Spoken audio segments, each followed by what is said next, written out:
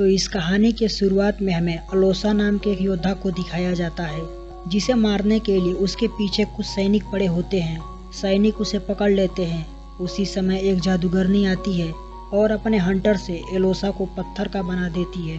इस जादूगरनी का मानना था कि यही वो आखिरी योद्धा है जो इस दुनिया में मुझे हरा सकता है। यह केवल इसे ही नहीं बल्कि बहुत सारे योद्धाओं को पत्थर का बनाया होता है, ताकि आने वाले समय में मेरा कोई अड़चन न बने। जादूगरनी ने इस योद्धा के एक और साथी को पकड़ा होता है, लेकिन वो पानी में कूदकर कैसे भी अपनी जान बचा लेता है। अब हमें वर्तमान की दुनिया को दिखाया जाता है, जहां हम इवान नाम के एक जादूगर को देखते हैं। इवान अनाथ होता है और वह अनाथ आश्रम में ही पला बड़ा होता है। इवान अपने छोटे मोटे जादुई ट्रिक से लोगों का दिल बहलाया करता है, यहाँ तक कि अपने पावर की मदद से किसी की मदद भी करता है। एक दिन एक औरत इवान को अपने घर बुलाती है और पूछती है उसका हस्बैंड उसे धोखा क्यों दे रहा है। इवान अपने पावर की मदद से उस लेडी को बताता है, तुम्हारे घर के ऊपर नेगेटिव शक्तियों का साया है, इसलिए तुम्हारा पार्टनर तुम्हें धोखा दे रहा है। और वो लेडी इसके बातों पर यकीन भी कर लेती है। उसके बाद इवान को एक हॉस्पिटल में बुलाया जाता है, जहां एक बच्चा काफी दिनों से कोमा में था। लेकिन इवान यहाँ कोई जवाब दिए बिना ही चला जाता है, क्योंकि जब वो किसी भी बच्चे को देखता है तब उसे अपना बचपन याद आ जाता है, जब अनाथ आश्रम में बाकी के बच्चे इवान को एक अंधेरे वाले कमरे में बंद कर दिए थे। तब इवान बहुत डरा हुआ था और उस दिन एक कील की मदद से दरवाजे का लॉक खोला था। उसी दिन से अभी तक इवान उस कील को अपने पास संभाल के रखा हुआ है। अब इवान के पास एक आदमी आता है। यह आदमी उसी औरत का हस्बैंड है, जिसके घर जाकर इवान ने बताया था, तुम्हारे घर के ऊपर नेगेटिव शक्तियों का साया है, इसलिए तुम्हारा हस्बैंड तुम्हें धोखा दे रहा है। यह आदमी इवान को सबक सिखाना चाहता है, इसलिए इवान बड़े ही चालाकी से वहाँ से भाग जाता है। भागते भागते वो एक वाटर स्लाइड में कूद जाता है। जब वाटर स्लाइड के दूसरी तरफ निकलता है तो देखता है कि ये दूसरी दुनिया है। ये वही दुनिया है जिसमें कहानी के शुरुआत में जादूगरनी ने योद्धा को पत्थर का बनाया था। इवान को यहाँ वही आदमी मिलता है जो शुरुआत में जादूगरनी से बचने के लिए पानी में कूद गया था। वो आदमी इवान को बताता है, तुम एक योद्धा के बेटे हो, तुम्हारे जन्म लेते ही तुम्हारे पिता ने तुम्हें छिपा दिया था। यह कहते हुए वो आदमी इवान को एक रिंग देता है।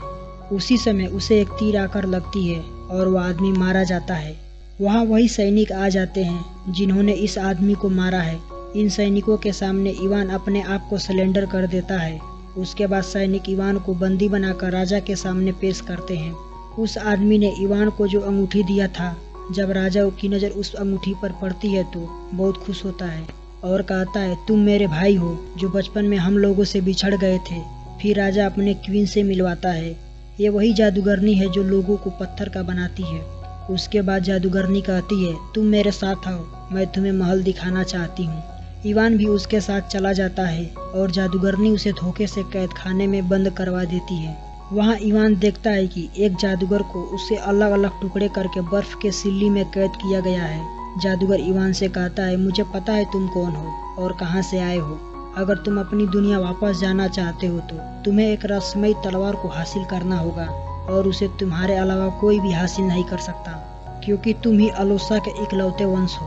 तभी एक बूढ़ी औरत को भी यहाँ लाकर कैद कर दिया जाता है। फिर हमें एक मेढक को अंदर आते हुए दिखाया जाता है। ये कोई और नहीं बल्कि वसीलिसा होती है। ये अपना रूप बदलने में माहिर होती है। वसीलिसा अपने शक्ति की मदद से सभी गार्ड को बेहोश कर देती है। उसके बाद सबसे पहले बर्फ के सिल्ली में कैद किए हुए इंसान को आज़ाद करती है और उसके सभी अलग अलग हिस्से को जोड़ती है। अब उनके साथ साथ इवान भी आज़ाद हो जाता है। अब ये किसी भी कीमत पर उस तलवार को हासिल करना चाहते हैं। रास्ते में सैनिक इन्हें रोकने की कोशिश करते हैं, लेकिन वसीलिसा सबका मुकाबला करते हुए इनको बाहर निकालती है। अब ये सब एक तालाब के पास आ जाते हैं। इस तालाब का रक्षक होता है, जिसे इजाज़त के बिना तालाब को कोई भी पार नहीं कर सकता।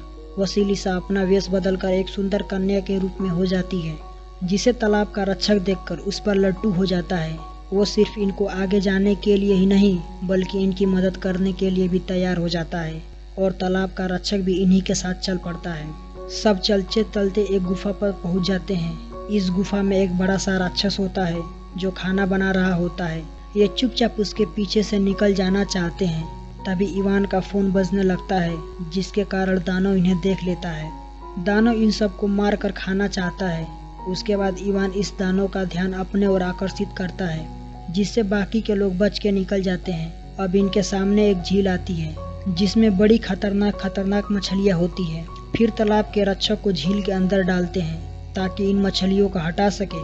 उसी वक्त जादूगरनी आकर इन पर हमला कर देती है, लेकिन ये जैसे ही अपने जान बचाकर झील के रास्ते उस पार चले जाते हैं। अब तालाब का रक्षक इनसे कहता है, तुम लोग यहाँ से जाओ, मैं अकेले ही जादूगरनी को रोक सकता हूँ। फिर वो अपने अंदर बहुत सारा हवा भरकर अपने आप को बड़ा कर लेता है, जिसके कारण जादूगरनी के सैनिक आगे नहीं बढ़ पाते। इस बात से जादूगरनी को बहुत ज्यादा गुस्सा आता है और अपने हंटर से उसे भी पत्थर का बना देती है, जिससे उस क्रिएचर की मौत हो जाती है। अब ये इस तरह से बचकर चारों के चारों आगे निकल पड़ते हैं।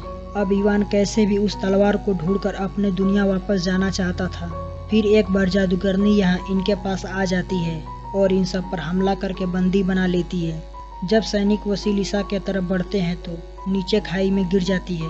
वो जमीन पर गिरती उससे पहले अपने आप को फ्रॉग में बदलकर अपनी जान बचा लेती है। वही सैनिक इवान को बंदी बनाकर ले जा रहे होते हैं, लेकिन इवान सबको डिस्ट्रैक्ट करके भाग जाता है। अब वो इसी जगह पर आ जाता है जहाँ बहुत सारे तलवार होते हैं और इन्हीं में से वो रहस्यमयी तलवार है जिसकी सहायता से इवान अपनी असल दुनिया में जा सकता है। तभी जादूगरनी आकर इवान पर हमला कर देती है और इसी हमले के बीच इवान के हाथ रहस्यमयी तलवार लग जाती है। इस तलवार में इतनी शक्ति होती है कि इसके सामने कोई भी योद्धा टिक नहीं सकता। इवान एक ही प्रहार में जादूगरनी को धराशायी कर देता है।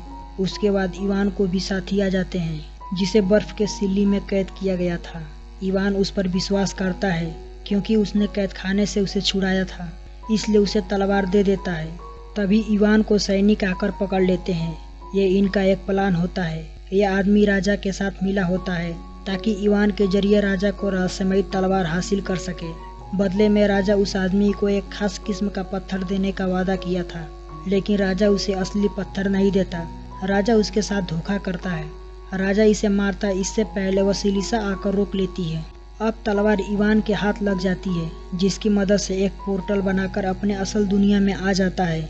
यहाँ इवान वसीलिसा को बहुत याद करता है।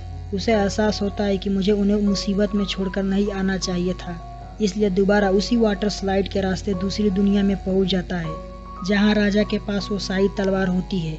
इवान एक बार अपने साथ गन लेकर गया होता है, लेकिन राजा के ऊपर गोलियों का असर नहीं होता क्योंकि उसके पास बहुत सारी शक्ति आ चुकी थी। अब इन दोनों के बीच फाइट होना शुरू हो जाती है।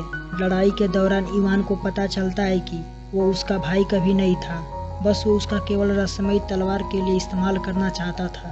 अब वो पत्थर का उस आदमी के हाथ लग जाता है जिसके अंदर राजा की आत्मा होती है, और वो बिना किसी कॉम्प्रोमाइज के स्टोन को तोड़ देता है और इस तरह से राजा की खात्मा हो जाती है। जैसे ही राजा की मौत होती है, वो जादूगरनी वहाँ से भाग जाती है। इन लोगों को मरते मरते जो लोग पत्थर के बने हुए थे, अब वो पहले जैसे इंसान में हो जाते हैं, जिसमें इवान के फादर भी होते हैं, जिनसे मिलकर वो बहुत खुश होता है। अब इवान तय करता है कि वो कभी भी असल दुनिया में नहीं जाएगा, बल्कि यहीं रहेगा।